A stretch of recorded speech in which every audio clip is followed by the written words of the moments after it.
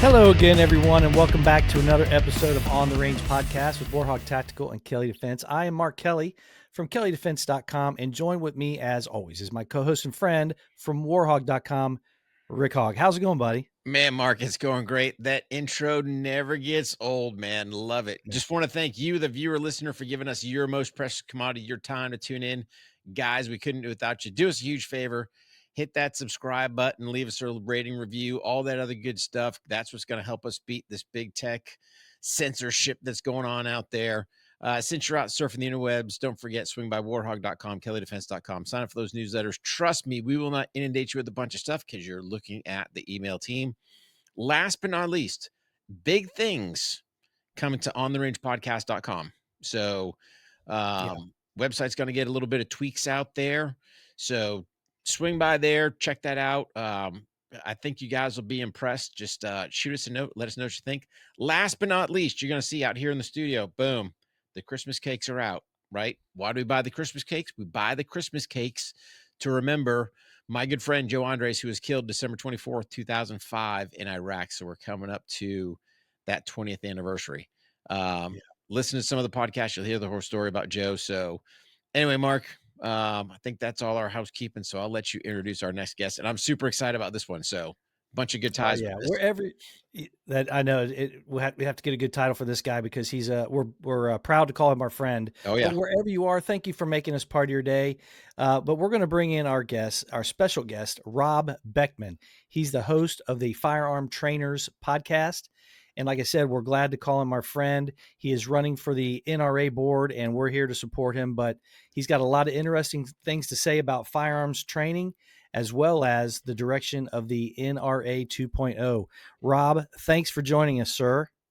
Well, thank you for having me on the podcast. It's a great honor. And as Rick said, I love that intro. I never gets old.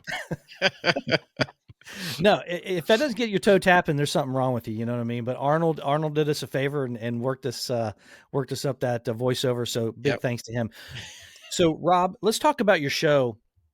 It's a great show. You have a lot of industry stuff in there, as well as your opinion about firearms instruction and all that. How did you get into the podcasting space? We've told our story, but we'd love to hear how you started in it. It kind of started, well, probably about 20 years ago. And that's when I started getting into concealed carry here in Ohio. And once I got into it, I started asking questions about how could I teach it? How could I go along and do something more? Because I really felt it was people's their right, as well as their responsibility to be able to carry a firearm, properly, safely for it. It took me a couple of years to really kind of get up to, getting certified. But back in 2009, I went along and became an NRA certified instructor. And a couple of years after that, I went along and became a NRA training counselor, which translates to I'm able to go along and teach instructors at that point, as well as regular students. I did that for several years, became a United States Concealed Carry Association instructor and then a training counselor. And each time that I went along and took training, I realized that the training was great. They go along, they give you great material. You go along and you're ready to help people out. The problem is, how do I get the students? How do I go along and advertise on social media? How do I go along and, reach out to these different pockets of users that are being victimized? Those kind of questions. And that's where at the 2019 SHOT Show, I was sitting around the table with the guys from the Concealed Carry podcast, and I was talking to them about their podcast and I said, I think I should do one. And I go, what would you do it on? And I'm like, firearm training, because there's nothing out there for a firearm trainer to go along and help you once you get certified. And what I mean is, how do you market? How do you go along and, what's the next step after you get the basic pistol certification? How do you go along and find those courses with the, advanced instructors and the national trainers to really go along and understand your craft better? Because, we're not, at most civilian trainers, we're not carrying, every day as our job. We're not military. We're not law enforcement. So we've got to go along and do more training for it because we don't get time off. We're working our 8 to 5. We might be carrying during the day, depending upon what our job is, but we don't have that ability to go along, really work with our pistols, going along and understanding less than lethal, going along and understanding some of the psychology behind it. As I go along and tell my instructors, every time you're in front of a group of students, you're looking at them, their souls in their eyes a lot of times. And you can tell the ones that are grasping, you can tell the people that are having trouble grasping, and you can also go along and look at the ones because they got those crazy eyes to where it's like, next break, I've got to talk to somebody. And, make sure that they've got their head screwed on straight, because you are teaching them skills that if used in an improper way could potentially hurt somebody. And that's a great responsibility that as instructors, you really got to take that and internalize it, because you don't want that person standing behind your family in Walmart when they decide to go along and pull their gun out unnecessarily, and or anybody else's family when they're in the grocery store, those types of situations. And that's where I've really gone along with my podcast, start pulling these topics in of a great variety, not only for instructors, but just of good, responsible firearm ownership, to educate and raise everybody's knowledge up a couple notches with it. And that's kind of where my podcast fits into the whole genre of podcast right now. And we're currently in the top 2% worldwide, so I think I found a pretty good niche. Good for you, buddy. That's awesome. Yeah. So when that all started, and you're so right, you're on top of everything. I think that someone who has an expertise in something or wanting to be an expert at and help teach others. Now there's the business part. So we talk about this stuff quite a bit. And what, besides, the social spaces and all the other stuff, because I know Rick will get into that because he really dives into that stuff. What was the biggest challenge for you as far as the business side of the house? Because many of these states don't make it hard to become a business, because they want you to pay and they want you to have the sales tax, service fees, and all that other stuff. What, besides that stuff, what was really difficult for you business wise? The hardest part when it comes to firearms, especially if you don't have your own brick and mortar location, is going along and finding students, and then conversely finding some place that you can teach and then have a open range. Because if you don't have that land, if you don't have that range that you've got a relationship already, then you're at a disadvantage for the other people. And it's not impossible to find it, but it takes a little bit more work than just going down to your local library and asking if you can go along and use the back community room for something, or your Starbucks, or different places like that. When you go along, want to have a little community meeting, there's a lot of places that you can go find. But when you go along and all of a sudden say, yeah, we're going to be talking about guns, or you get a little different look from them for it. And that's where you've got to be careful about, who you ask, how you ask, different things along those lines. And what I've found is I'm always kind of looking for those opportunities, because you never know when something might come up, either losing it or finding somebody's wants to go along and do a special class, and you need a slightly different location, and having multiple locations is quite beneficial for it too. Yeah. No, I'll sound, advice there, Rob, because that's one of the biggest burdens is, hey, if you don't have that hunk of real estate. But here comes the thing. Depending where you're at, some of these ranges, I'm not sure what they're charging you guys up there, but I've called some ranges before.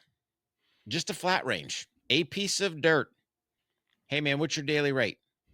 I've been quoted $700-800 a day for a hunk of dirt. And I'm like, really? Best of luck. So, you also got to find that place that is also accommodating price wise, because depending what you're doing, your price point, what you're training, are you even making $1 on it? Or you're sitting there running, in the red because your range fees outweigh what your student income is. Yeah. And I mean, when you think about, you got 10 to 15 people, which would be a really good sized class, that eats into your profit margin very quickly, especially when you start looking at, you're doing targets. You've got your own ammo, you've got your own expenses of getting up there. You got to make it worth your time. Yeah. And those are things to where, when I'm teaching instructor classes, there's always kind of an eye-popping moment when go along and have the instructor students go along and price out a class and say, okay, you're gonna spend $100 for the classroom and $50 for the range, $150 but for 10 people. Well, that's $15 off the top right away. And if they were thinking they were going to go along and do a inexpensive concealed carry class of $65, all of a sudden they're down to 50. And then you start giving them, okay, your books are going to cost you this much.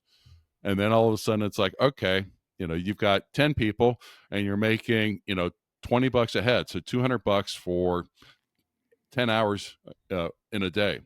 Now tell me, is that worth your time? And most of the time when you're doing 10 people, you ain't doing it by yourself either. You've got somebody else there with you. And that's where I go along and say, this is the reason why you've got to go along. Just don't be the lowest person, but you got to go along and build relationships. You got to make sure you've got a place that you can take a small group to as well as a large group. You've got to have somebody has your back that'll help you, if you start having, a little bumper of a class. We see these national news things hit where people all of a sudden realize it's, wait a minute, I don't have a gun. I got to go out and get one right away. Not the best time to go out and get a gun, but at the same time, if you're going to go out and get a gun, at least go out and get the training for it. It's your right to go along with the Second Amendment, but it's also your responsibility to know how to use that properly.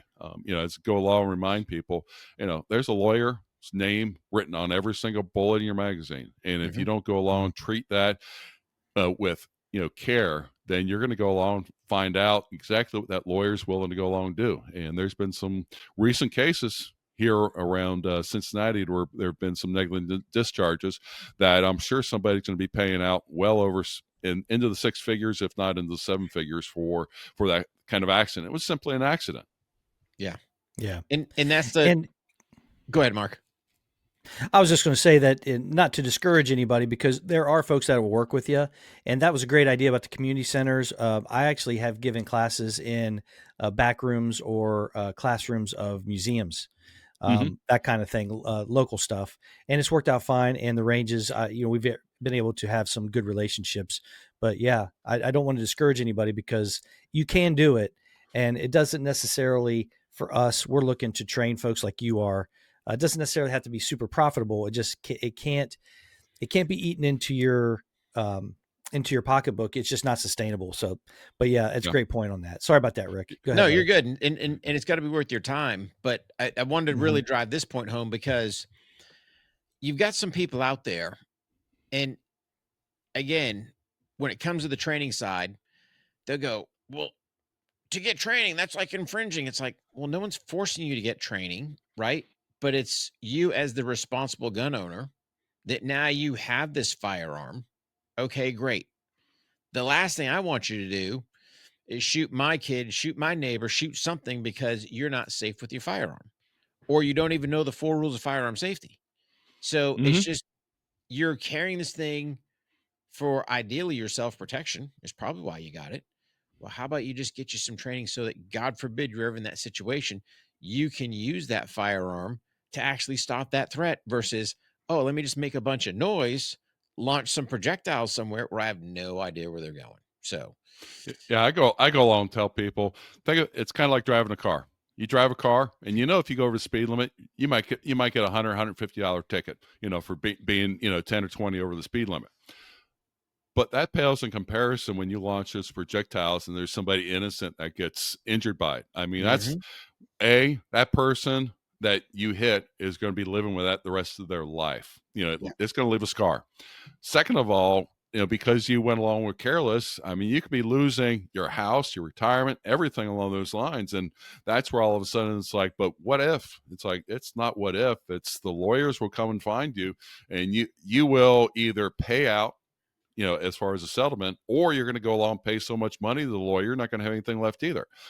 Neither one of those options are really good options, I would say, for it. You get a lawyer, you pay $100,000, get you off on something, or you go along and end up paying somebody who you accidentally shoot $100,000. My bank account doesn't have that kind of money to write a check on. Yeah. And you might get charged criminally. Oh, yeah. Yeah. Yep. Assuming Yeah. assuming no criminal charges. And one of the things I point out there, I'm right in Cincinnati, Ohio, where we're right by Indiana, Kentucky, and Ohio. You can blink your eye and be in a different jurisdiction in seconds.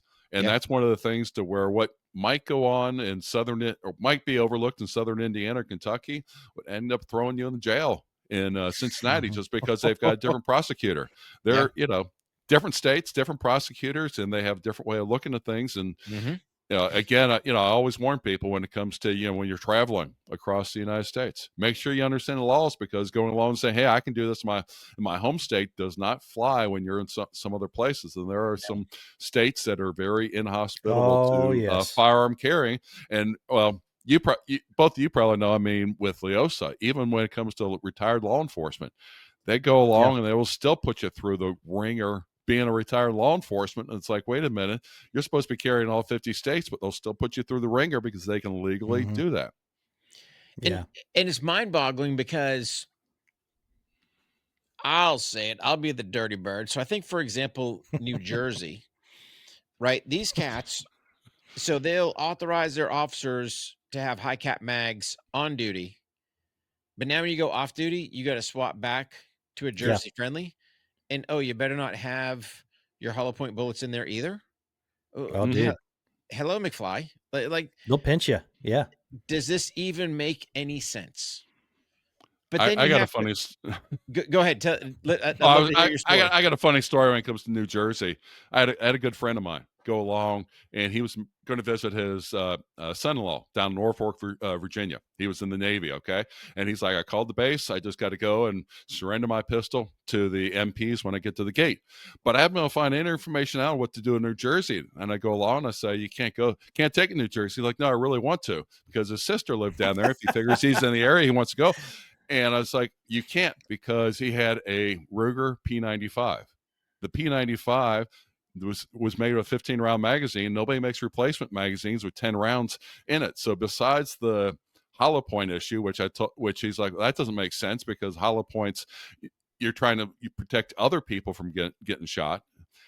You have a pistol that, unless you go out and buy a new one just to take it down there, you can't carry because of the magazine limit. And in New Jersey, for those that don't know it, it's not that you just can only have 10 rounds in the magazine. Your magazine cannot physically be able to hold more than 10 rounds in it, or else it's a felon. I mean, think about that. A felony, not because you robbed the gas station, just because you're carrying something that they said is too dangerous. Yeah, Piece of metal, Yeah. basically. great job. I mean, The Garden State. Love those folks, by the way. But yeah. yeah. Yeah. Oh, I got a lot Anyway, of friends down there, and it's just they shake their head every time you bring up the hollow points and the 10 rounds, and it's like, yeah, Yeah. the only But then you place got the where Sally's. being safe is not legal. No. But then you got the Sally's right next door in New oh, York, dude. right? Oh, man. Which personally I find it odd, where New York has all these restrictions. New York City, I mean, how can there be crime there? Their gun laws, Oh, right? Like, there must be a flawed Mhm. system. yeah. Missing something. Oh Oh, dude, God. I love that. So just to Opened up pivot a little bit, opened we've up kind that of one. broached that. Yeah, we've opened up that can of worms, but let's go ahead and talk about the NRA 2.0. And, Rick and I, we've been lifelong members, and our fathers were lifelong members, and Rob, you are. And so we're down. We're down. We understand what is at stake, but at the same time, this era that we're pulling out of it's been like walking through tar. It just really has for the NRA. And I understand that. But at the same time, okay, what are we going to do moving forward? And I think that's where, Rob, Amanda have been on the show, can do. And we had the opportunity to go down to Atlanta this year, and do the NRA Atlanta meeting, the annual meeting. And it was great. But there's still people that are still talking about how someone did something to them. Now they hate the NRA for life. We're trying to change that with your help, because you're going to do some things for us. I believe you're the man, and Amanda's the woman to do it for us. Kind of explain to the folks and the crew members If you haven't heard of the crew member, make sure you go to ontheRangePodcast.com and check out that bonus content. But go ahead and explain to those folks what we're talking about. The NRA, everybody's familiar with it from the last 30 years, how it's gotten in the middle of a lot of the political fights. And some of those, they were on the right side, some of they were on the wrong side for various political reasons. One of the things that the NRA did during that time is they kind of lost focus on what their primary mission was, and that was the Second Amendment, training and member support for it. And part of what I point out for this is during the pandemic, 2020 to 2025, there was estimated 8 million new gun owners. The NRA lost 1 million members during that time frame, which the 8 million new gun owners should have seen a reason for the NRA to be there, but the NRA was not doing a good job with their messaging, with their branding. They went along, and it wasn't looked at as just a 2A group. They were getting stuck in these social issues for it, and those are things that are non-productive for the NRA. When it comes to training, I've been a training counselor, I was saying, since 2012, and there's been new releases to the material. There have been updates to the material, but we don't have anything currently that addresses the, like permitless carry in 29 states. When it comes to something as simple as modern sporting rifles, AR-15s, they just group them together as semi-automatic rifles. Yes, they're semi-automatic rifles, but considering there's 30, 40 million AR-15s out there, it probably deserves some unique look at it to make sure people understand how it works differently than other rifles would, especially when you're using them in a non-competitive standpoint where you're using them as self-defense. Same thing with shotguns. Shotguns have been around for a long, long time. Very useful in a lot of defensive situations, but their program is currently a program that is just on the sporting side of things, and that's where, in the education training area, I'd like to see them not just only refresh what they have, but also look and see what's the market needs. If you've got a bunch of new moms that are carrying, that are buying guns, then should there be a course specifically to help them understand what to do when they have a firearm around little kids, to go along, and you've got grandma and grandpa that buy a gun because they're afraid the neighborhood's gone down. Well, maybe there needs to be something, a short 2 to 4 hour course to educate them on what how to properly secure those firearms to make sure somebody doesn't steal them, but they're still accessible in case somebody breaks in the house and they have to go along and defend themselves. And coming up with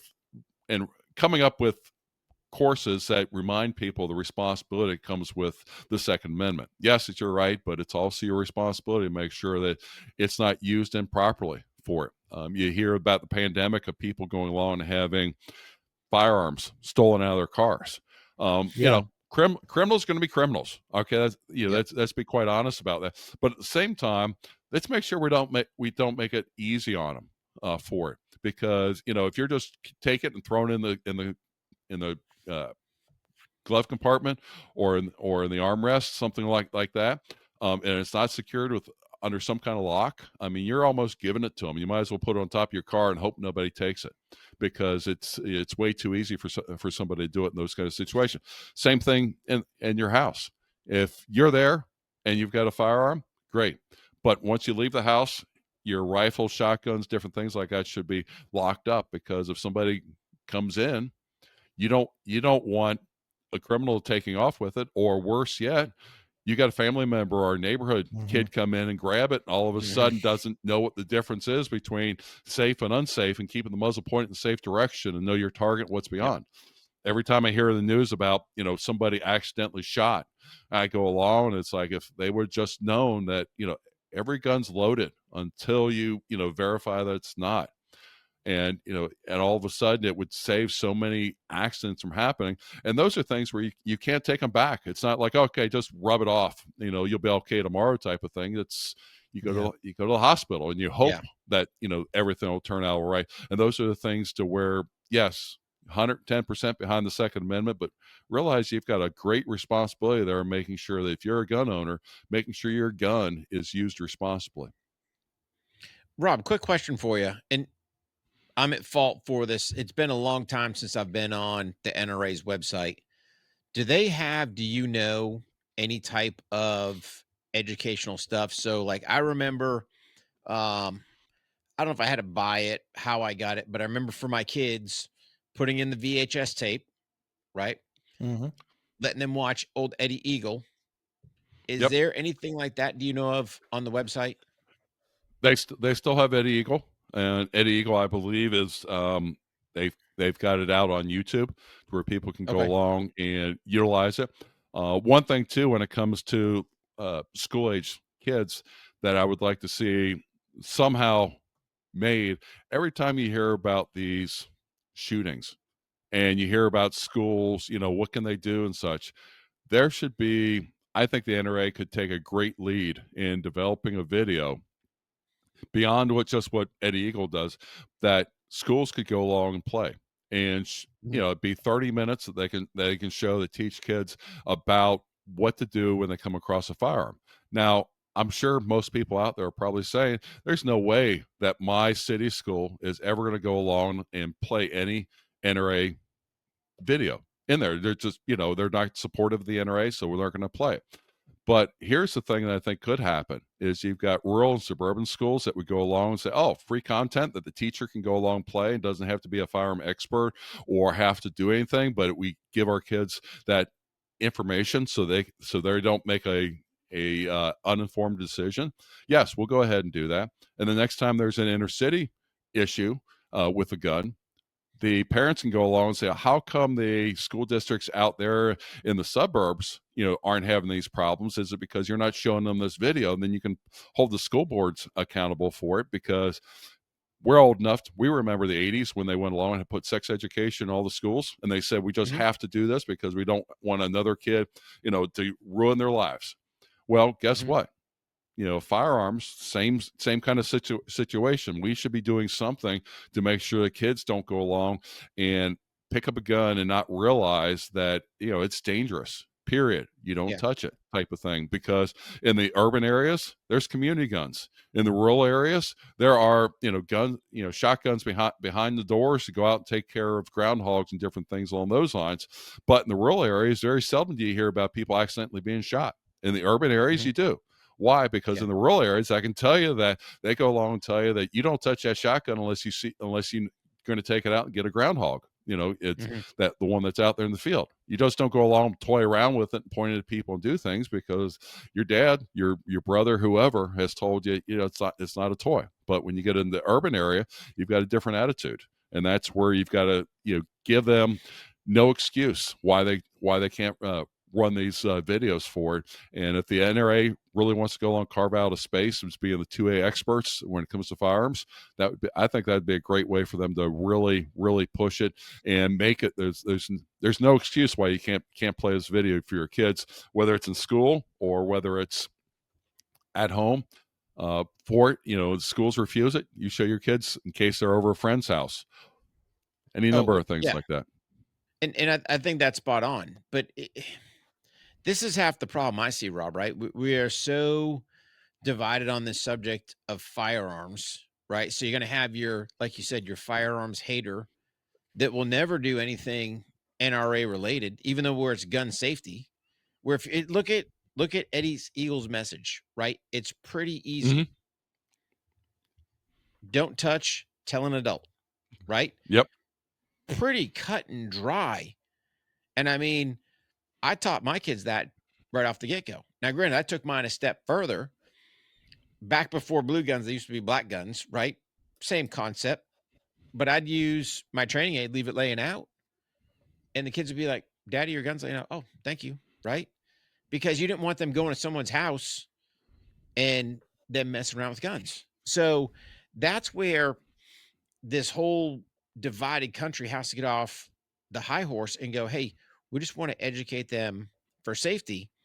And I think a prime role would, especially with the schools, how does the NRA somehow get up with these school resource officers where now it's almost a tool that the school resource officer is providing to the schools? But I can tell you firsthand that we had an incident when my daughter was, and this was a driving force for us to pull her out of high school at a freshman and start homeschooling. So here in the state of North Carolina, we have legislation on the books, the Storage to Protect Minors Act. So if a minor gets a hold of your firearm and it's used, hey man, that adult is held responsible. We find out that there's a child that brings a gun into school. Of course, I go down and want to talk to the principal, go, hey, what's up? And she tells me, and I'm asking who got brought up on charges for this child bringing the firearm. And she tells me it's complicated. What do you mean it's complicated? It's legislation. It's pretty cut and dry. Well, you know, Granny's got them Monday and Tuesday. Auntie's got them Wednesday and Thursday. So I said, whoa. I said, so you're telling me you've got a child who you don't know who the legal guardian is, nor do you know where they got the firearm from. And I just kept getting, it's complicated. So that right there, those are the hurdles. And this is the principle of the school. These are the hurdles that you're battling where you can't even Mhm. get on board to go, there's legislation on the books that's holding adults responsible for this minor getting a hold of the firearm. And you want to tell me it's complicated. Thank you very much. Supposedly the best school in the district. We're out of town and we're going to start homeschooling. Right. But that's Mhm. the problem, man. But I think it needs to go. I think you need to roll that education even earlier. It needs to be done at the elementary schools. Mhm. Oh, I I think. definitely agree. Mhm. Yeah. Yeah. And that's where I don't have all the answers about how the NRA could get a program in there. But when you look at social media, when you look at all the different avenues out there, think what would Mhm. happen if you had a I'll take for example, my grandsons. They love watching Paw Patrol, you know, cartoon. Mhm. Well, think how much of an impact that would make if there was a short 5-minute public service announcement with Paw Patrol to go along and teach the 2 to 5 year old kids, you know, don't Yeah. touch till an adult. And then you went for the 5 to 8 year old kids, and you had some other influential you know person or message coming out, but hit them with what they currently know to so they Mhm. understand it. So by the time they get to be in high school, they realize, you know, that it's a tool and it can be dangerous if you don't use it properly. I mean, you go along and with my grandsons, you know, you teach them don't touch the knife. You know, you take the knives and put it away so they can't touch them accidentally, because you know they're, you know, a 2-year-old's just not going to realize, you know, you can tell them it's sharp and they say, oh, it's sharp, but they don't really understand what that means. So you make sure it's out of their hands, and you know, slowly as they get older, they'll learn a little bit more. And that's the same type of thing that we've got to start saying and holding parents accountable for, because, you know, kids are going to be kids, you know, no matter. Oh yeah. And 100 years ago, kids were doing the same thing they were today, but just with something different for it. And Yeah. in 100 years from now, they'll be the same kind of kids wandering around, you know, high energy, bouncing off the walls, type of thing. And we've got to go along as adults and say, our job is to go along and make sure those kids don't hurt themselves needlessly for it. Yes, they'll Mhm. get some bumps and bruises, and that's how they learn. But making sure the knives, the chemicals, the firearms, all those things are out of reach, because we know what could happen if they get their hands on one of them. And that's where I would really like to be able to say this, but I know it's not possible, that the politicians would actually go along and point some of this stuff out that says, you know, we had a kid this morning going along and, you know, got a hold of their parents or somebody's gun and accidentally shot themselves or somebody else. And be Mhm. able to go along and say, if the parents would have went along and taught their kids or showed their kids this video with these characters or for this age appropriate, this may not have happened. Then I think you'd probably get a lot more people going along and saying, wow, that's 5 minutes. Let's put that on, you know, when the kids get home today from school, because we don't want our kids to be doing that. You know, same thing, you know, think about car seats and everything. My brother and I would Yeah. kid around when at our age, they used to have us sitting in the front seat of a car without airbags and a baby seat. And, you know, mom would be feeding us a bottle as she's driving down the road. Okay. I mean, it's Yeah. Yeah. just the way things were. Nowadays, people would be terrified to do anything like that. You know, you're the back seat, you know, rear, you know, turned around, everything along those lines. And that came about because you started educating people about the dangers to the kids of being in the front seat, dangers of being in forward facing car seats, all those types of things. Yeah. Yeah. Rob, do you remember the bus safety movie they used to show you in school? I mean, it was like super graphic, right? Like, oh, watch, yeah. like, don't stand on the slope of the snow. Oh, Johnny slips and he falls under the bus wheel and like squishes his head like a grape, right? We used to have, dude. Yeah. It was. I was like, wow, man, it's pretty It was graphic brutal. Yeah. it was Yeah. brutal, right? But Yeah. it was to drive the point home, right? Why does and I don't know if they still do it. Why do they put the smashed car out in front of the high school? Say, hey, Yeah. dopes, don't be out there drinking and driving, right? So we'll do things to halfway try to protect our kids. I don't think they show the bus safety movie anymore, but that you would think for the safety of the children, put your politics aside, right? We're not endorsing guns, one, right, wrong, indifferent. We're just going safety, right? You see this thing, leave the area, go tell an adult, right? How hard is that message? So, Yeah, I mean, yeah, as I I hope. go along, point out to people, there's an estimated over 350 million guns in the United States. There's 300 million people, which means basically there's 1 point, something guns in every single household. And I know every household doesn't have a gun, but that means that there's a high likelihood when your kids visiting other kids' houses or you're going to your family for holidays, birthday parties, and things like that, you probably got a 50-50 chance there's guns in those houses. And that's one of the things that I go along and tell people.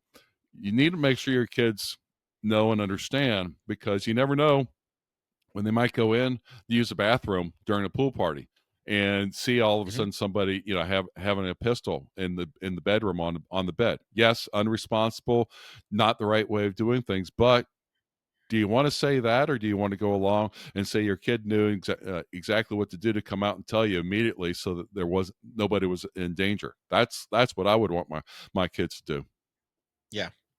And then one thing I'll add that we used to do when my kids would go to other people's houses, I would ask, I'm going to be the blatant guy. Hey, you got any guns? Are they secured? And I never had anyone get angry because, again, they were all responsible gun owners. But don't be afraid, parents, as well. Just ask, right? Don't turn the blind eye. Oh, I hate guns, I'm not going to say the G word. No, just ask. Any guns in the house? All kinds of guns. They're all locked in the safe. So technically your numbers are slightly skewed because the 1 point something per house. Yeah, the Hogg house has a couple extras of those. So somebody's got nothing. Oh yeah. Yeah. Yeah, definitely. And here's one thing I point out to people too. When it comes to responsible storage of them, we all have that family member that is, is on hard times, whether financially, emotionally, whatever, for it. And the thing about it is you don't want to go along and give them access to your firearm just because they're an adult. No, I mean, sometimes if you haven't authorized them doing it, they shouldn't have access to your firearms, plain and simple, because you don't want them taking it. I've heard family members taking guns because they're short on cash and they know they can hawk it for some money. And then it's up to you. Do you want to report them as them stealing it and throw them in jail, or do you want to go along and just have them pay you back for the gun? Those types of things. But you also go along and, again, I had my radar detector stolen years ago when everybody used to have radar detectors, and found out that the person who stole it was actually a friend of my brother's, who was, I gave him a ride home one day, and he decided to come back and break into my car and steal my radar detector for it. Yeah. It sucked, to say the least, but it just goes along, shows you how friends of friends all of a sudden go along and victimize you, even they're not your friends. If you're friendly with them and let them come in your house for a little bit, or give them a ride home, all of a sudden they might victimize you too. And those are the things where, as responsible gun owners, keep the guns locked up. Have something that will prevent them from easily just grabbing it and running. I mean, yeah, if they bring bolt cutters with them or they bring a hacksaw with them, that's a whole different story. But that takes a lot more work than the opportunistic criminals, which most of the time the gun thefts are. Yeah. Yeah. Let's pivot real quick, just to let everybody know exactly what you're planning, going forward, and how can they, help and be aware of what's going to happen when it comes to the NRA and your involvement?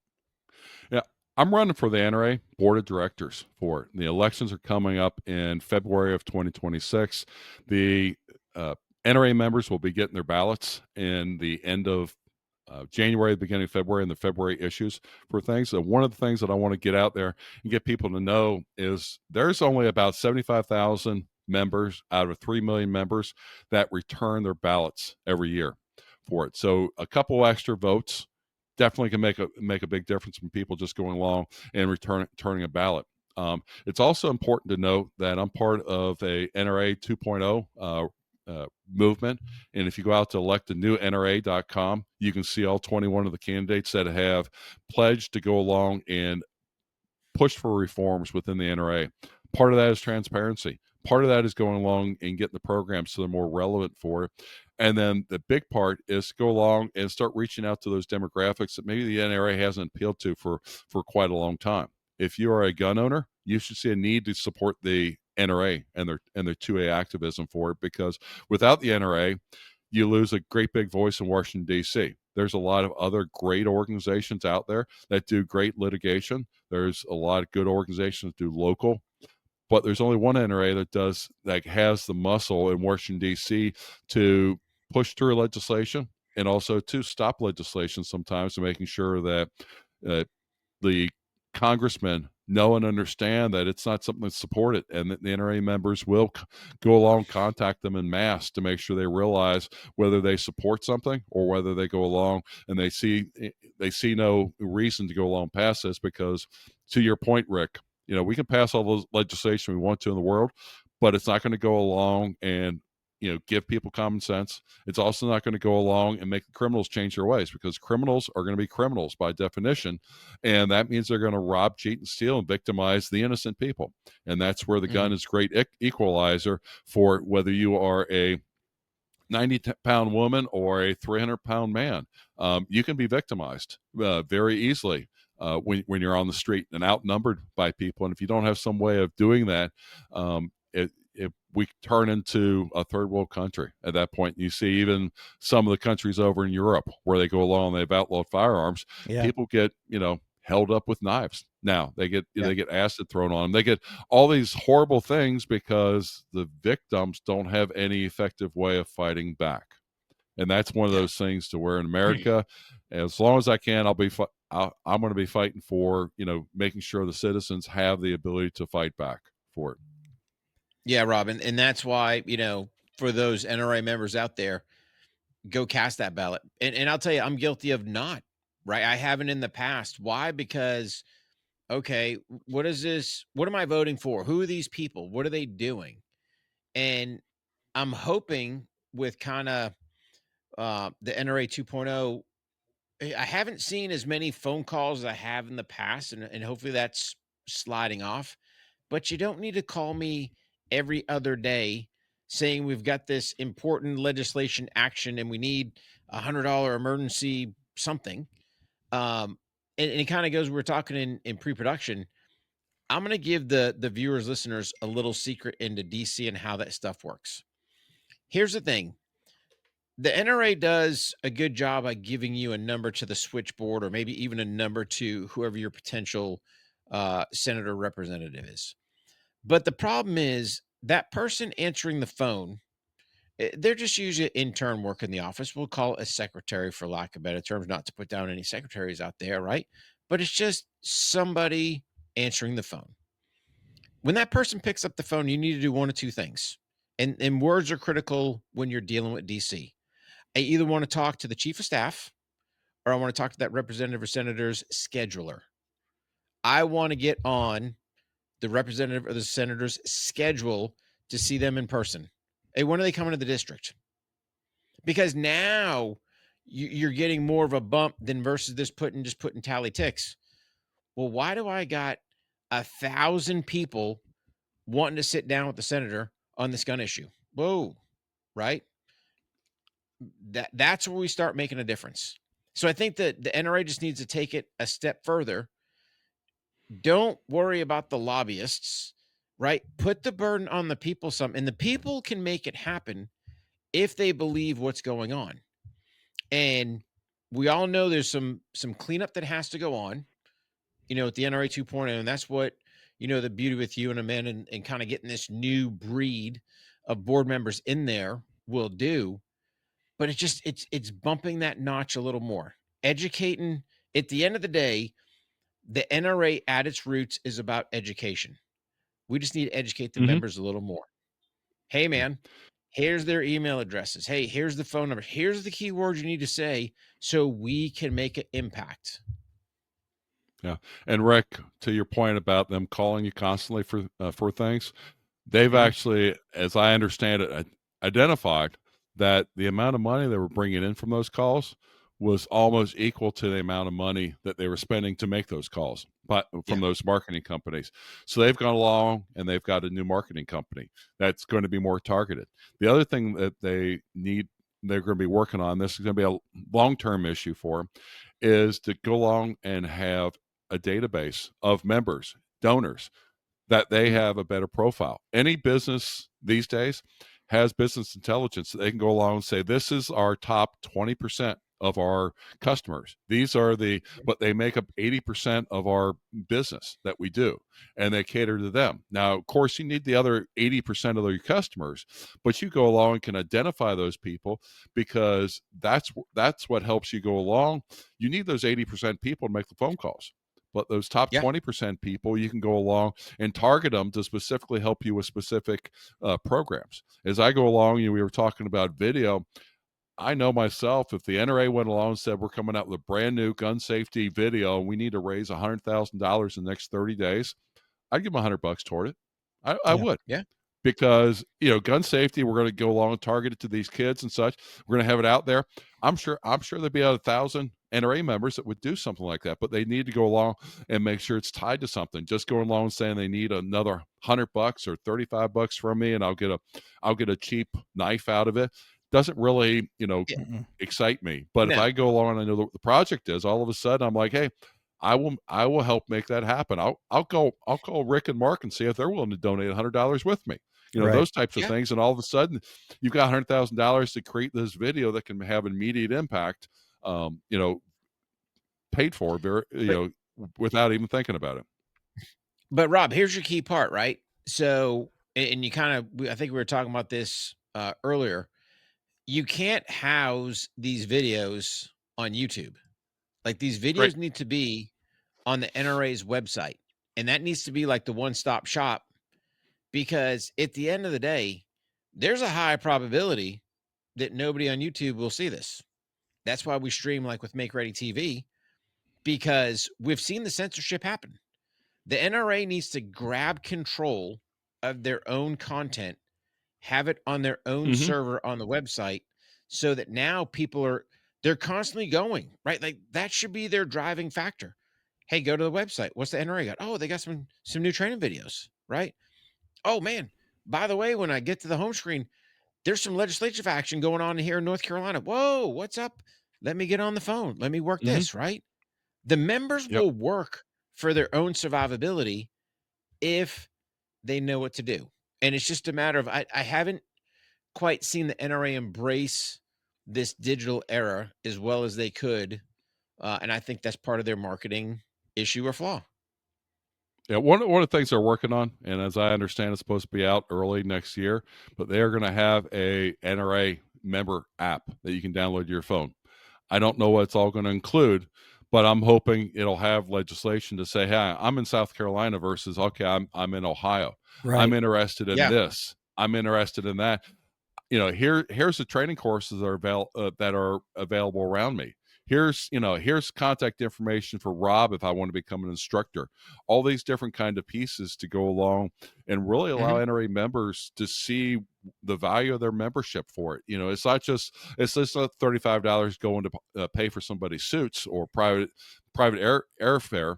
It's going along Yeah. and actually giving them something to where they can go along and say, wow, I could go along, and there's going to be a seminar on permitless carry this weekend here, and you can, for $25 you get educated a little bit and just help along those education lines to make sure people realize it, because education, is either teaching you something for yourself or teaching you something about, the legislation that's going on, because those are the things that are going to impact you more than anything else. Like you were saying, something local has a great bigger impact than Washington, D.C. does on our day-to-day lives. 100%. And, I think with the updates that you're talking about with the continued education from the instructors, most of these instructors out there that are doing this job are the NRA instructors. They're not always guys like Rick and I from experience-based instructor stuff. It's those folks like yourself who are out there touching the civilians all the time. And that's all backed by the NRA. The stuff that the kids stuff for the youth education piece to help their parents come up with ways to teach their children about firearm safety. That stuff has always come from the NRA. If we want to see those things updated, folks, we have to vote new people in and continue this 2.0 push that Rob and Amanda and other folks are doing. We have to get them in the board, and that's the only way it's really going to change. You said a lot of great things today, Robin. We hope that you're going to come back when it's closer to the actual date of the election so we can make sure we push this out again, buddy. Yeah, I would go along. My big push right now is get people know who I am. So, they go along and say you got to hear something 7 times before you can remember it. Well, I'm going to tell you once now and then come back in the January, February timeframe.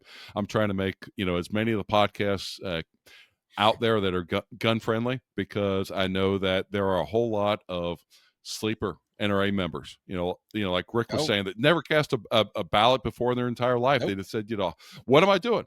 Well, I want to find those people, because if 75,000 people are voting and I can bump that up by 1,000 or more, there was less than 200 votes that separated the 5 people that did not make it onto the NRA board this year. So it goes along, shows you that it's pretty tight. Yeah, the top 1 or 2, they beat everybody by 5,000-6,000 votes, but when you get down to the 25 members, that's 26, 27, 28. They were there wasn't a big margin of separation. If you would have gone to one more gun club or one more podcast, right, probably would have bumped up there. And that's the approach that I'm taking. Wow. Yeah. Rob, one quick question, if you know the answer, and I can't recollect. I remember seeing the ballot, but don't recollect. Is it alphabetical order? No, it's random order. So if the three of us got ballots, there's a high likelihood that we'll have 3 different orders of the names. Okay. For it. And that's to make sure that if somebody votes for the first 25 people, that those don't have any kind of preferential treatment. So I don't know how they randomize it or whatever, but every ballot is slightly different than the next one, to make sure there's that randomness going in, and the first 25 aren't the same on each and every ballot. Okay. Awesome. Makes sense. Yeah. Well, guys, here's the deal. Rob Beckman with the B. Make sure you find him. Sit there and search your ballot. Do you know how many people are going to be on there, Rob? There's going to be 38 people on the ballots, and they're going to be running for 29 positions. So there's been a couple board members this year that have resigned, so their positions are going to be up for it. Normally it's only 25 people, but those 4 people resigned, so they'll actually be voting for 29. So you'll be voting for 29 out of 38. So pretty good odds, but at the same time, like I said, 200 votes for the last five people that didn't make it, and that's where I'm really getting out there and doing. And one thing too, I'd like to highlight for it. I'm one of only 3 people that have been dual nominated, meaning that the board of directors saw fit to nominate me on the nomination committee. But I also went along and collected over close to 500 signatures from NRA members, and I did that for the big reason, and I want to get out and talk to NRA members, to listen and hear. And some of the things I heard were, people that had basic, really the NRA pissed them off. They were lifetime members, so they weren't paying $35 every year. They paid a good chunk of money many years ago.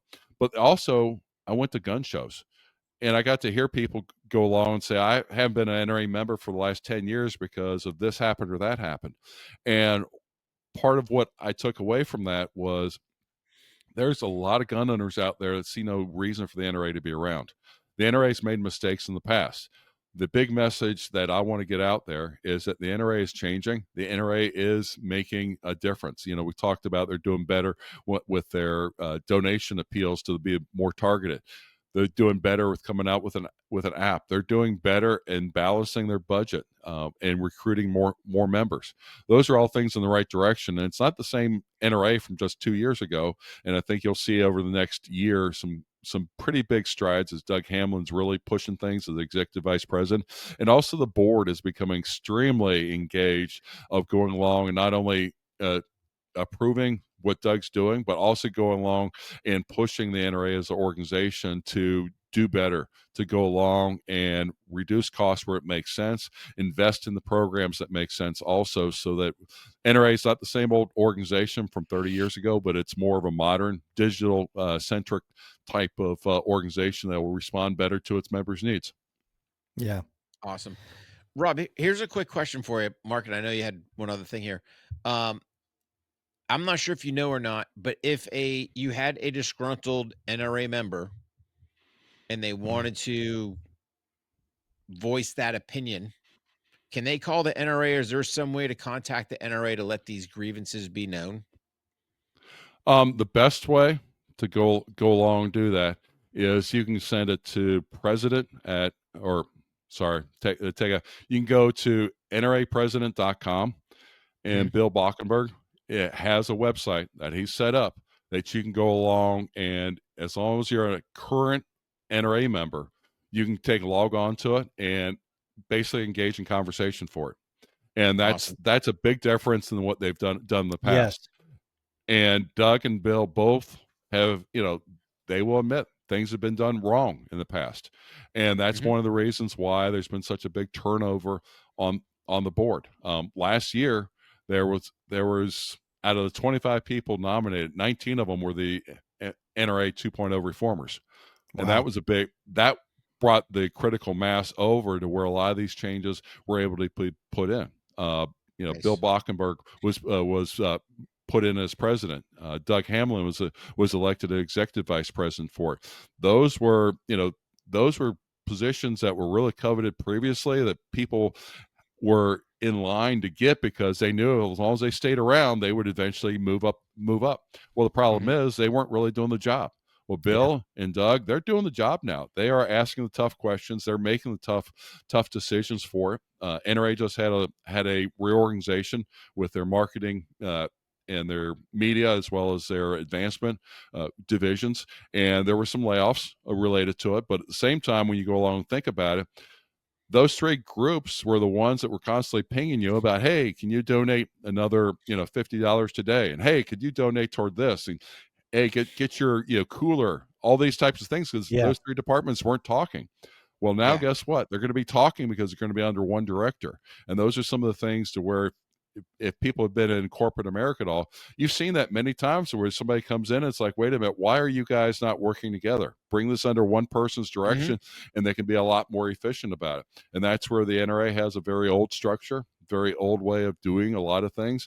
And the new board, Doug and Bill, they've really been pushing the NRA to modernize and do and invest in the right programs and divest in the programs that are not going along and bring the return that they should be, i.e. the marketing firm they had. If a marketing firm can't bring several times more than what you're spending with them, it's the wrong marketing firm. And that's where they went along and changed that. And that marketing firm had been with the NRA, as I understand it, over 20 years.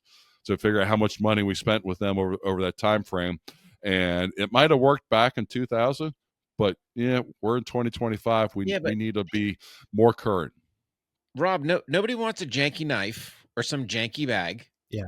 Right? Sit there and go, hey, how about make it beneficial? And I'm a website guy, right? If you haven't noticed, hey, go to warhog.com. That's what's going to get you the closer connect. The NRA needs to be doing the same thing. So how about, exactly? Oh, hey, if you renew your membership, hey, you get access to some member video that normally costs you whatever, right? Really not costing the NRA nothing. You're not having to make some janky stuff, but you got something you can actually give back to the members. So maybe something like that can happen. Yeah, there's a lot of different ways of doing stuff, because in the 2025 in the digital era, to go along and give somebody access to that or give them a special page of honor, whatever you want to call it, costs you barely nothing. for it. Yeah. Pennies. But at the same time, it could really, get people that are committed to the NRA and really understanding, that what they're doing is making a big difference. Yeah. Well, So we think I you're agree making with a you. big difference, buddy, and we really appreciate you being here. Like I said, we love telling everybody that you're our friend, and we're really pulling for you. So stand by, don't go anywhere, and we're going to close the show out. But thanks for being here, pal. Okay, thank you. All right, buddy. Thanks, Rob. Man, he's definitely a mover and shaker, and he's definitely what we need up there. And we wouldn't be backing him if we didn't know him and didn't believe everything he's saying. No, man, he was our booth mate when we were at down in Atlanta. So we basically right. had a hot booth, the Yeah. podcast. But here's the thing. I've never voted in an NRA election. I'll be the first one Yeah. to tell you. You know what? I am. And Yeah. I'll definitely, I may only check one block. I'll see who the other ones are. But Rob's definitely getting my vote. Even if I just send it in with Rob Beckman checked on there and off it goes. Hey, man, he's got my vote. So hats off Yeah. to Rob for getting me to do something I haven't, and super excited for it. Yeah, man. So we'll definitely have him on again. But hey, everybody, thanks for joining us and making this part of your day today. And be sure to check out ontherangepodcast.com. If you like this content and you want some bonus stuff, go check out the crew and make sure you swing by the shop right there on the Range Podcast, get some swag and help support the show. But we really appreciate you being here because the show always continues on the crew members page. And for the rest of you guys, don't forget, be an athlete, be dangerous, and we'll see you on the range.